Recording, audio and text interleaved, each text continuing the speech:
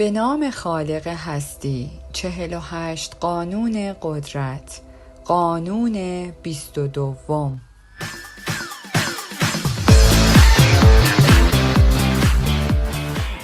قبل از اینکه خواندن کتاب را آغاز کنم، از شما دوستان عزیزم درخواستی دارم. لطفاً در صورت امکان ما رو لایک و کانال ما را به دوستان خود معرفی کنید. از تاکتیک تسلیم استفاده کنید. ضعف را تبدیل به قدرت کنید. داوری: وقتی ضعیفتر هستید هرگز به خاطر خوشنامی نجنگید. به جای آن تسلیم را انتخاب کنید.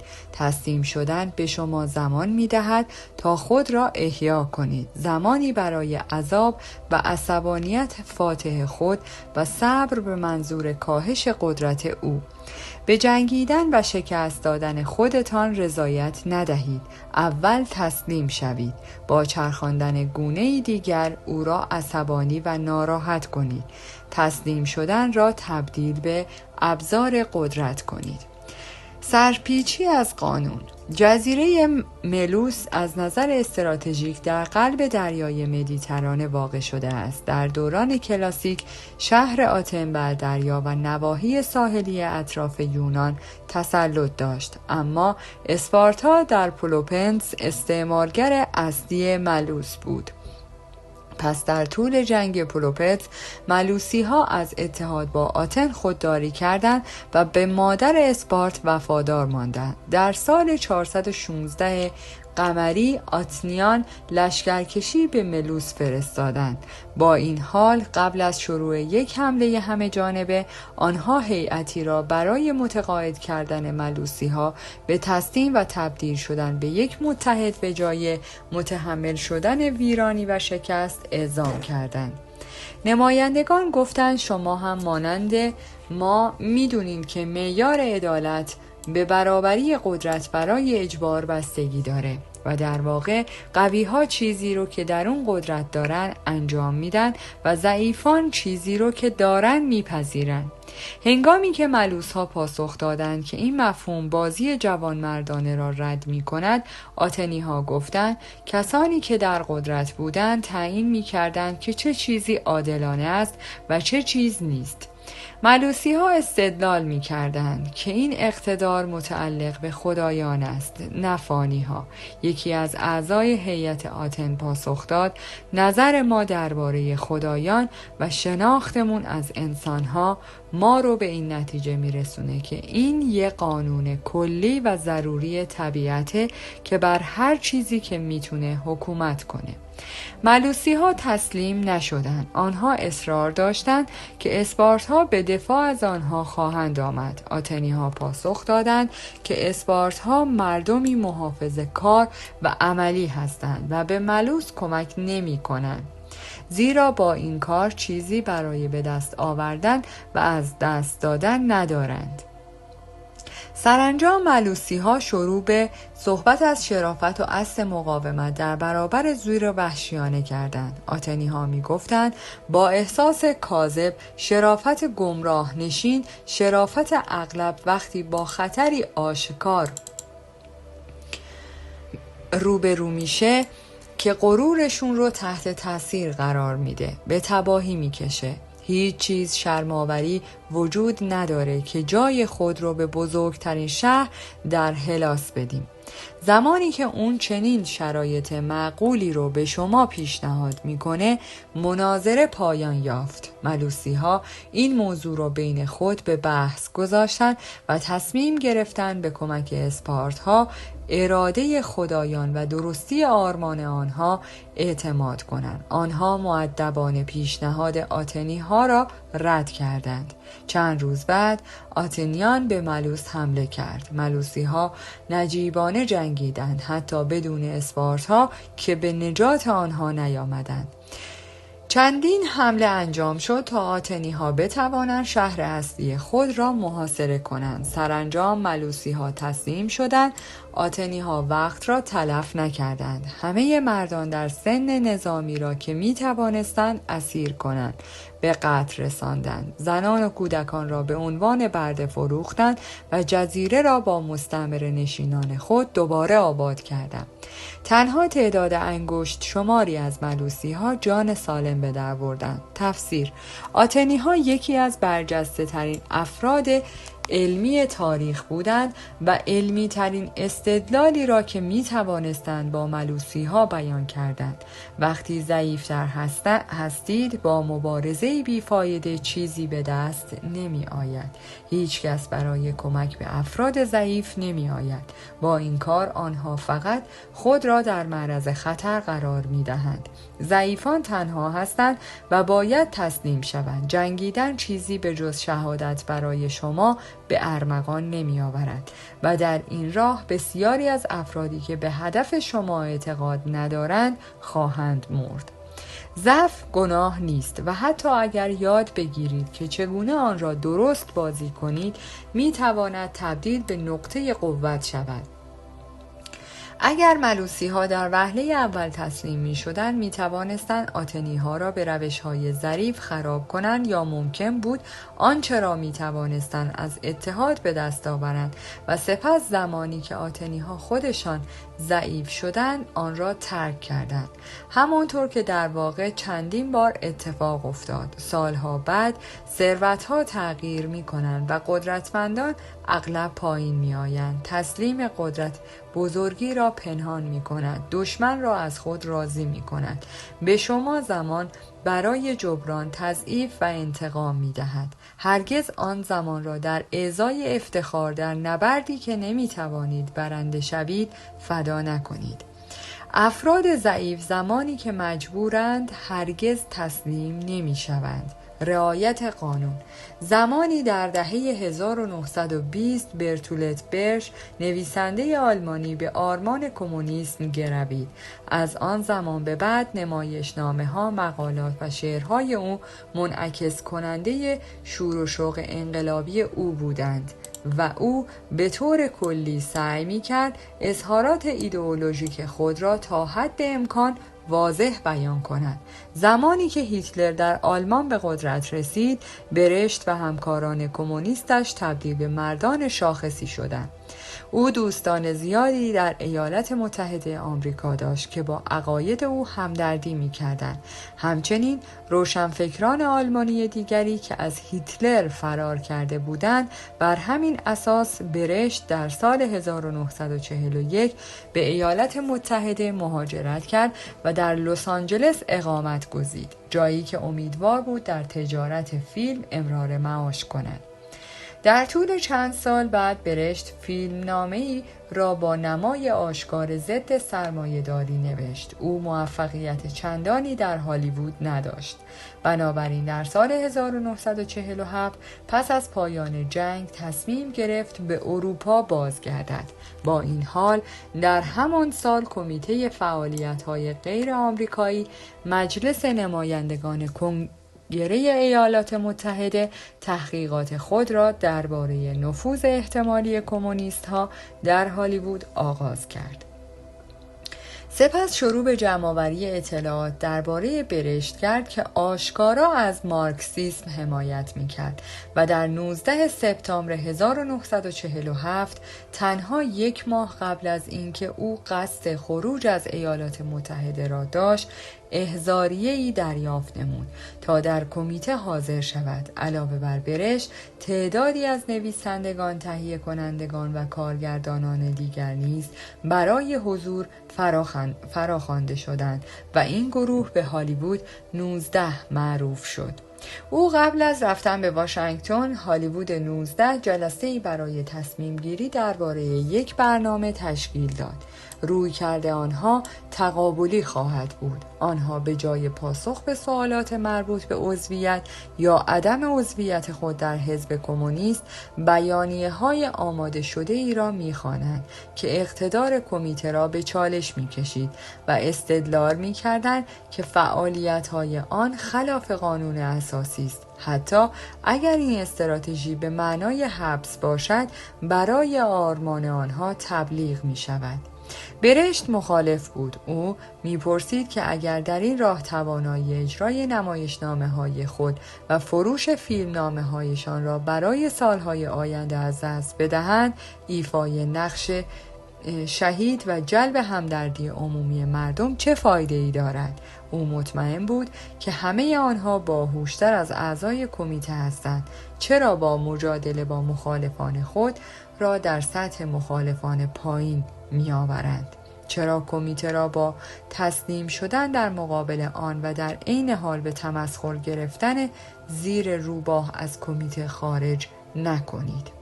هالیوود 19 مؤدبانه به صحبت‌های برشت گوش داد، اما تصمیم گرفت به برنامه خود پایبند بماند و برشت را رها کرد تا راه خودش را طی کند.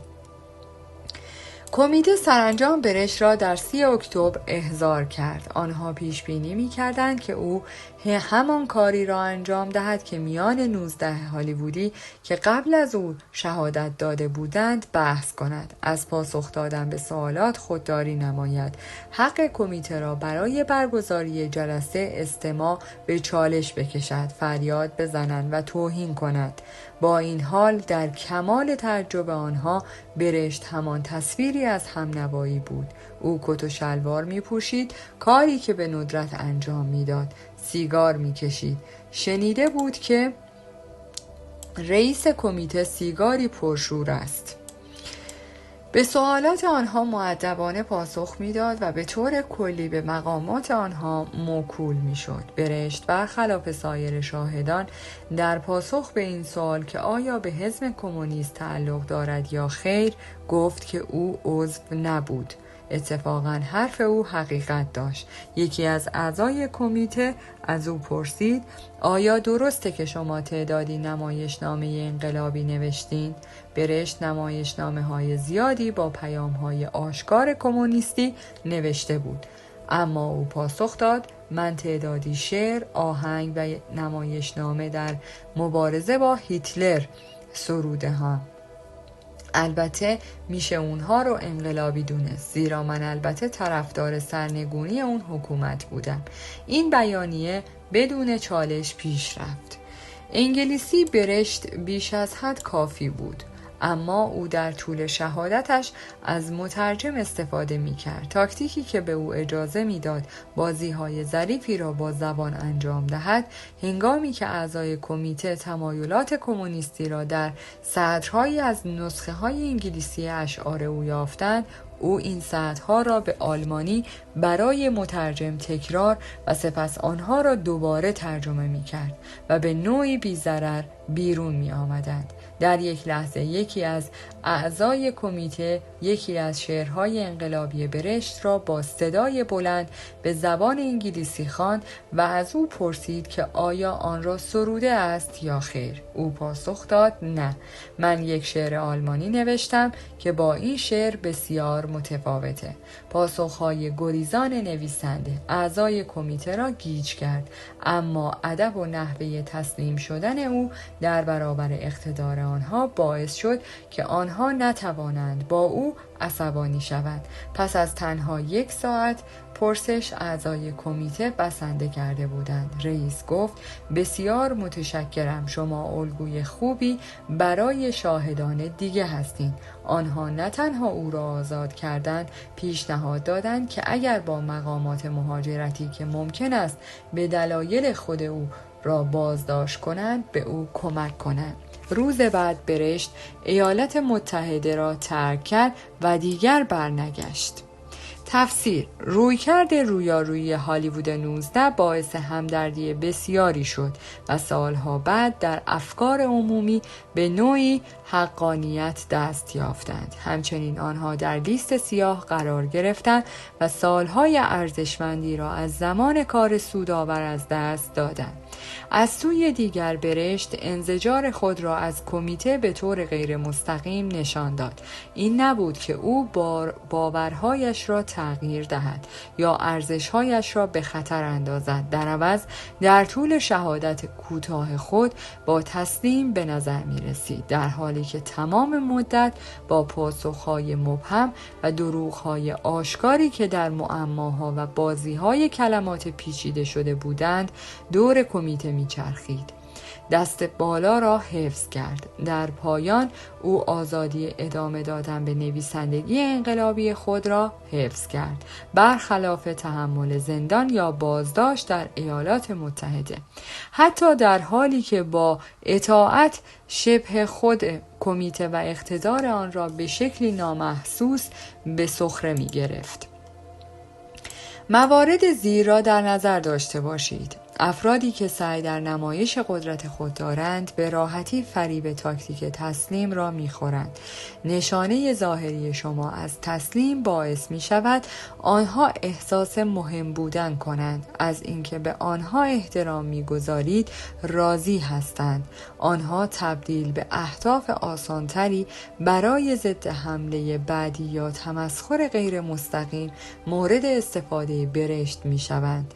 با سنجش قدرت خود در طول زمان هرگز قدرت مانور طولانی مدت را فدای افتخارات کوتاه مدت شهادت نکنید. وقتی ارباب بزرگ می‌گذرد، دهقان خردمند تعظیم و بی صدا باد معده‌اش را خارج می‌کند. نکات کلیدی در قدرت: آنچه ما را در حوزه قدرت به دردسر می‌اندازد اغلب واکنش بیش از حد خودمان به حرکات دشمنان و رقبایمان است. این واکنش بیش از حد مشکلاتی را ایجاد می کند که اگر منطقی تر بودیم از آنها اجتناب می کردیم. همچنین یک اثر بازگشتی بی پایان دارد، زیرا دشمن پس از آن نیز بیش از حد واکنش نشان می دهد، همانطور که آتنی ها با ملوسی ها انجام دادند. همیشه اولین غریزه ما برای واکنش است، مقابله با پرخاشگری، با نوع دیگری از پرخاشگری. اما دفعه بعد که کسی شما را هل داد و متوجه شدید که شروع به واکنش کردید، این را امتحان کنید. مقاومت یا مقابله نکنید، بلکه تسلیم شوید. گونه دیگر را بچرخانید و خم شوید. متوجه خواهید شد که این اغلب رفتار آنها را خنثی می کند. آنها پیش بینی می کنند که شما با قدرت واکنش نشان دهید، بنابراین آنها از عدم مقاومت شما غافلگیر و گیج می شوند. در واقع با تسلیم شدن موقعیت را کنترل می کنید، زیرا تسلیم شدن شما بخشی از برنامه های بزرگتر است تا آنها را به این باور برسانید که شما را شکست دادند. این جوهر تاکتیک تسلیم است. شما در درون محکم میمانید، اما در ظاهر خم میشوید. مخالفان شما که از دلیلی برای عصبانی شدن محروم میگردند اغلب گیج میشوند و بعید است که با خشونت بیشتری واکنش نشان دهند که مستلزم واکنش شماست. در عوض به شما اجازه زمان و مکان داده میشود تا حرکات متقابلی را ترسیم کنید که آنها را پایین می آورد. در نبرد باهوش در برابر وحشی و مهاجم، تاکتیک تسلیم بهترین سلاح است. این امر مستلزم خودکنترلی است. کسانی که واقعا تسلیم می شوند آزادی خود را رها می کنند و ممکن است با تحقیر شکست خود در هم شکسته شوند. باید به خاطر داشته باشید که به نظر می رسید فقط تسلیم می شوید، مانند حیوانی که برای نجات پوست خود مرده بازی می کند. ما دیدیم که تسلیم شدن بهتر از جنگیدن است. در مواجهه با حریف قدرتمندتر و شکستی مطمئن، اغلب تسلیم شدن نیز بهتر از فرار است. فرار ممکن است فعلا شما را نجات دهد، اما در نهایت متجاوز به شما خواهد رسید. اگر در عوض تسلیم شوید، فرصتی دارید که به دور دشمن خود بپیچید و با نیشهای خود از نزدیک ضربه بزنید. در سال 473 قبل از میلاد در چین باستان، گونجیان پادشاه یوئه در نبرد فوجیائو شکستی وحشتناک از حاکم متحمل شد. گوجیان میخواست فرار کند، اما مشاوری داشت که به او گفت تسلیم شود، خود را در خدمت حاکم و قرار دهد و از آنجا مرد را وارسی و انتقامش را طراحی کند. گوجیان با تصمیم به پیروی از این توصیه تمام ثروت خود را به حاکم داد و به عنوان پست‌ترین خدمتکار در استبل فاتح خود مشغول به کار شد. به مدت 3 سال در برابر حاکم فروتنی کرد و سرانجام با رضایت از وفاداریش به او اجازه داد به خانه بازگردد. با این حال گوجیان در باطن آن 3 سال را صرف جمع‌آوری اطلاعات و طراحی انتقام کرده بود. هنگامی که یک خشکسالی وحشتناک به وو رسید و پادشاهی به دلیل آشفتگی درونی ضعیف شد، او ارتشی تشکیل داد، حمله کرد و به راحتی پیروز شد. این قدرت پشت تسلیم است. به شما زمان و انعطاف پذیری می دهد تا یک ضربه متقابل ویرانگر را طراحی کنید. اگر گونجیان فرار می کرد، این شانس را از دست می داد.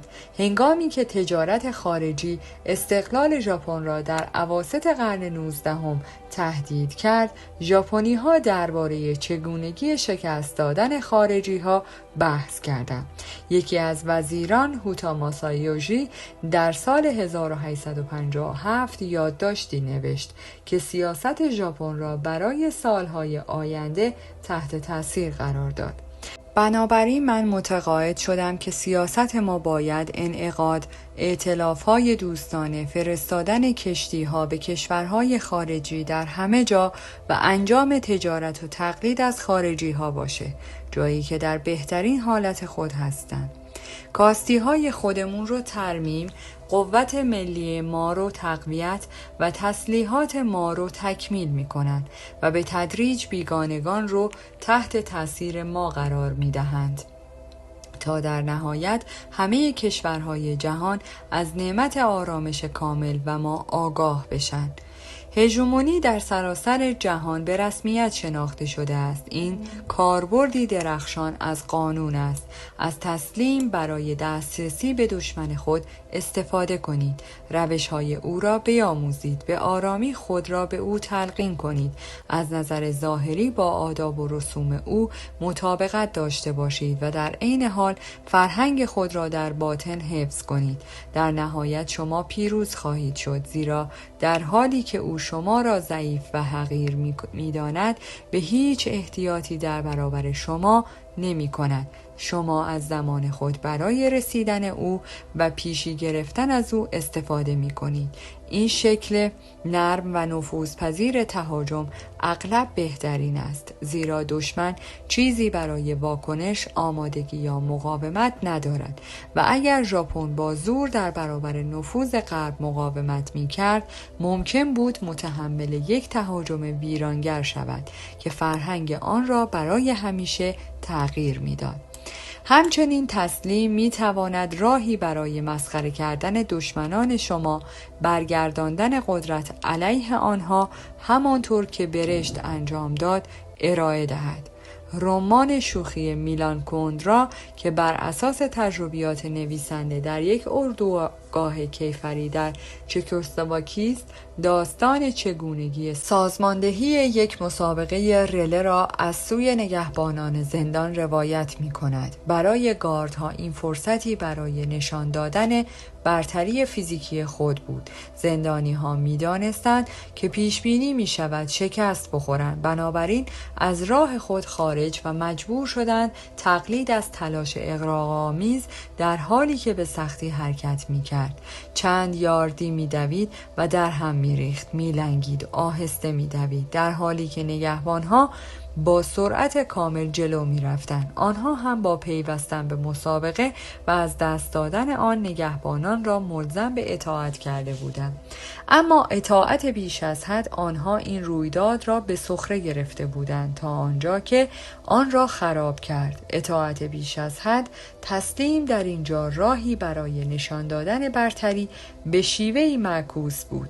مقاومت زندانیان را در چرخه خشونت درگیر می کرد و تا سطح نگهبانی پایین می آورد. با این حال اطاعت بیش از حد از نگهبانان آنها را مسخره کرد، اما نتوانستند به درستی زندانیان را که فقط خواسته های خود را انجام داده بودند مجازات کنند.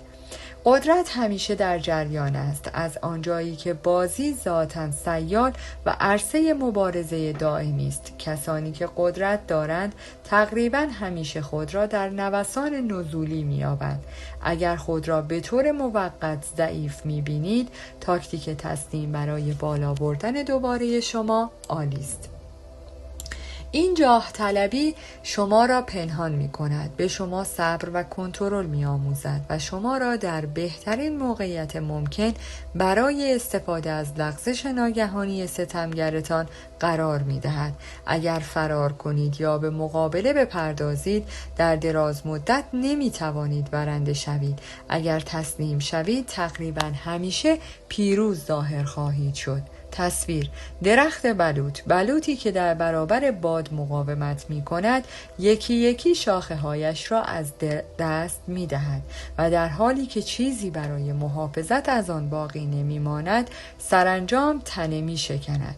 بلوطی که خم می شود عمر طولانی تری دارد، تنه‌اش پهن‌تر و ریشه هایش عمیق‌تر و محکم‌تر می شود. قدرت: شنیده اید که گفته شده است چشم در برابر چشم و دندان در مقابل دندان.